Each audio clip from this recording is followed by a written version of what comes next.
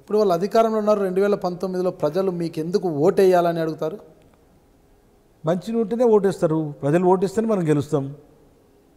మంచి లేదనే కదా ప్రజా నిర్ణయానికి మనం ఎప్పుడు కట్టుబడి ఉన్నాం కదండి. ప్రజా నిర్ణయాన్ని మనమేం వ్యతిరేకిస్తలేము కదా. ప్రజలే ఏం నిర్ణయం తీసుకుంటే ప్రజా నిర్ణయం ప్రకారం పోయేవాళ్ళమే.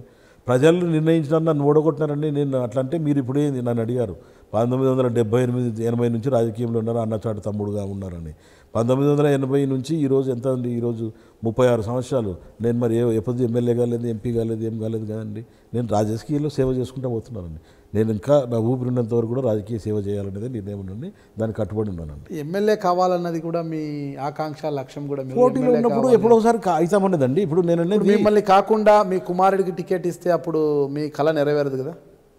ఇప్పుడు చూడండి, నాకు నా ఫ్యామిలీలో అంటే ఇప్పుడు నేను ఇంతవరకు కూడా మా బ్రదర్ కోసం చేశాను. మా ఫాదర్కు కూడా ఎలక్షన్ చేశాను 78లో. మా బ్రదర్ అయితే వచ్చాడు. అయితే నేను అయినట్టే ఫీల్ అయినాను. నేను కాదని నేనేపోద్దు అనుకోలేదు. రేపు మా ఫ్యామిలీలో ఎవరైనా కానీ నేనే అయినాను అనుకుంటాను. నేను షాడ్ ఎమ్మెల్యే నేనే అంటే ఫీల్డ్లో చేసేది నేనే కాబట్టి, నేనే నిర్ణయించేది కాబట్టి, ప్రజలతో సంబంధాలు కానీ ప్రజలతోటి కానీ ఏదైనా నేను మమేకమై ఉంటాను కాబట్టి నా ద్వారానే అన్నీ జరుగుతుంటాయి. నాకు పదవి ఉండాలా అనేది నాకు లేదండి. మీరు చెప్పండి, ఎలా ఉండబోతుంది 2019 ఎన్నికల్లో? బాగుండబోతుంది. ఖచ్చితంగా గెలుస్తాం ఈసారి. మేము ఎలా గెలుస్తారు? అంతకే 10 ఏళ్ల పాటు మీరు అసలుకి పాలనకు చాలా దూరంగా ఉన్నారు. 10 ఏళ్ల పాటు లేకపోతే ఇంకా మీరు చెప్పండి. నేను స్మాల్ క్వశ్చన్, అంటే 10 ఏళ్ల పాటు లేకపోతే ఇంకా గెలవమా?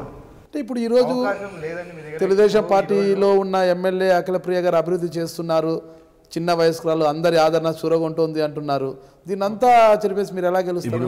పోయిన సంవత్సరం డిసెంబర్లో, అక్టోబర్లో ఇంటెలిజెన్స్ సర్వే జరిగింది. ఆ సర్వేలో 61% మేము వచ్చినాం. ఆ సర్వేలు అండి ఎందుకు కానీ అవన్నీ వస్తుంటాయి. అవన్నీ సర్వేలు కాదు, ఇవి కాదు, ఏం కాదు. మేము మా వర్కింగ్ స్టైల్ మాది కూడా ప్రజలకి నచ్చిందని మాకు కూడా అవకాశం ఇస్తారు. ఇప్పుడు ఏదైనా ప్రజా నిర్ణయం అండి. వర్కింగ్ స్టైల్ అంటే ఏముంది? మీకు ఇప్పుడు అధికారంలో లేరు కదా, ప్రతిపక్షంలో ఉన్నారు. మీ వర్కింగ్ స్టైల్ ఎలా ఉంటుంది అంటే? ఇప్పుడు ప్రజా సమస్యల మీద పోరాడతామండి. 100% అందరినీ సాటిస్ఫై చేస్తారండి ప్రభుత్వం కానీ ఏ నాయకుడు కానీ. ఇప్పుడు ఇప్పుడు ఏ నాయకుడైనా 100% సాటిస్ఫాక్షన్ ఉందంటారా మీరు స్టేట్లో? అఖిలప్రియ గారు మీ క్లాస్మేటా? నాకు ఎక్కడ పరిచయం లేదండి. ఎక్కడ కూడా కలిసి చదువుకోలేదు. సరే, ఆమె పాలన, ఇప్పుడు ఆమె ఎమ్మెల్యేగా ఉన్నారు, ఆమె పాలన మీద కావచ్చు, ఆమె రాజకీయం మీద కావచ్చు, మీ అభిప్రాయం? Obviously political rival. నేను బాగుంది అని నేను ఎట్లా చెప్పగలుగుతానండి? ఇప్పుడు నేను పోరాటం చేస్తుంటాను ప్రజా సమస్యల మీద. ఆమె ఏమి చేయలేదని మీరు పోరాటం చేస్తున్నారు?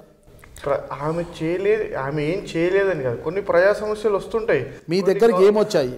ఇప్పుడు వాటర్ ఉందండి, వాటర్ దాని మీద ఇప్పుడు మాది గ్రూప్ బేస్డ్ పాలిటిక్స్ అని మీరే చెప్తున్నారు. ఆ గ్రూప్ వాళ్ళు అటుపోతారు, మా గ్రూప్ వాళ్ళు మా దగ్గరకు వస్తారు. మేము కాలు వెంబడిపోతాం, అడుగుతాం, అధికారులతో మాట్లాడతాం, నీళ్ళు తేవడానికి మా శాయశక్తిలో మేము ప్రయత్నాలు చేస్తుంటాం.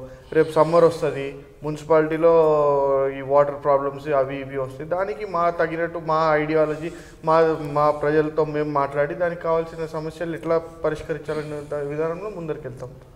నేను మీ గుడివాడ అమర్నాథ్, వైఎస్ఆర్ కాంగ్రెస్ పార్టీ విశాఖపట్నం జిల్లా అధ్యక్షుడిని. మీరు చూస్తున్నారు ఐ డ్రీమ్ న్యూస్.